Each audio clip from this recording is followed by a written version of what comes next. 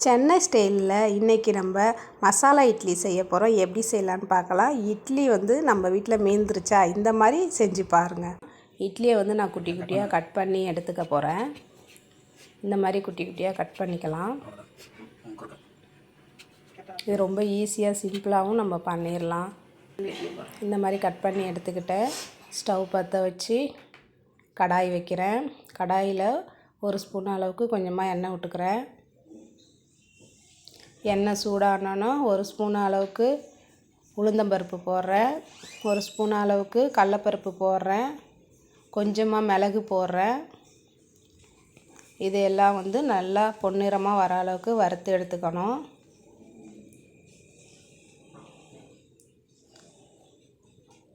கொஞ்சமாக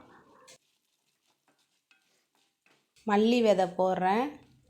1/2 ஸ்பூன் அளவுக்கு மல்லி விதை, அதையும் போட்டு நம்ம வறுத்துக்கலாம். 5 வரமிளகா போடுறேன்.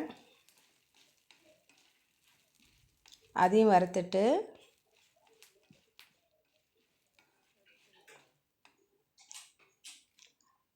கொஞ்சமாக கருவேப்பிலை உருவி போட்டுக்கிறேன்.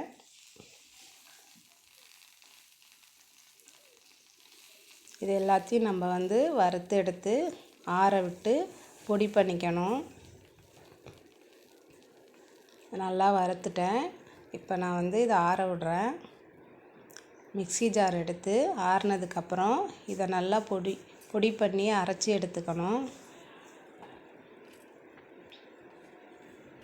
அரைச்சி எடுத்துக்கலாம். இந்த மாதிரி அரைச்சி எடுத்துக்கணும். ரொம்ப நைஸாகவும் இருக்கக்கூடாது, ரொம்பவும் கொரன்னு இருக்கக்கூடாது. ரெண்டுக்கும் இடையில உள்ள பக்குவத்தில் நம்ம இந்த மாதிரி அரைச்சி எடுத்துக்கலாம். மறுபடியும் ஸ்டவ் பற்ற வச்சு அதே கடாயில் நான் ஒரு 3 ஸ்பூன் அளவுக்கு எண்ணெய் விடுறேன்.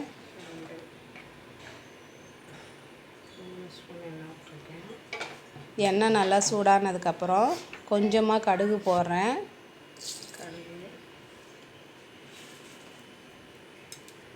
கொஞ்சமாக உளுத்தம்பருப்பு போடுறேன். இது ரெண்டும் நல்லா பொரிஞ்சு வரட்டும். கொஞ்சமாக கருவேப்பிலை போட்டு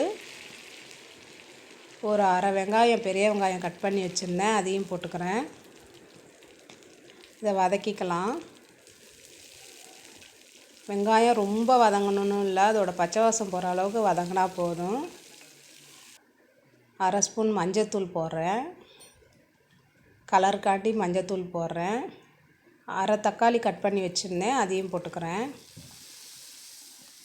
ரொம்ப ஈஸியாக சிம்பிளாக இந்த டிஷ்ஷு செஞ்சு முடிக்கலாங்க. நல்லா டேஸ்ட்டாகவும் இருக்கும். நீங்கள் வீட்டில் மறக்காமல் இந்த மாதிரி செஞ்சு பாருங்கள். இட்லி வேஸ்ட் ஆகிடுச்சின்னு தூக்கிலாம் போடாதீங்க. இந்த மாதிரி செஞ்சு பாருங்கள், நல்லாயிருக்கும்.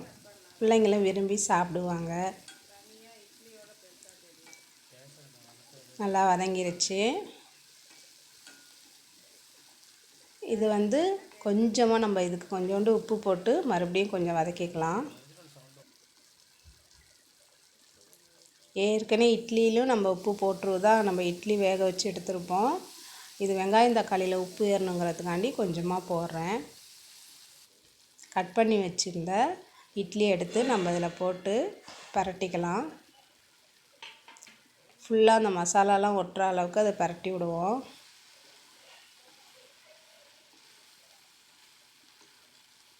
இந்த மாதிரி அது இட்லி சாஃப்டாக இருக்கிறதுனால கொஞ்சம் பார்த்து தான் பரட்டி விடணும். நான்ஸ்டிக் தவா இருந்து செஞ்சிங்கன்னா ரொம்ப ஈஸியாக இருக்கும். அரைச்சி வச்ச மசாலாவை எடுத்து நம்ம அப்படியே இதில் கொட்டிக்கலாம்.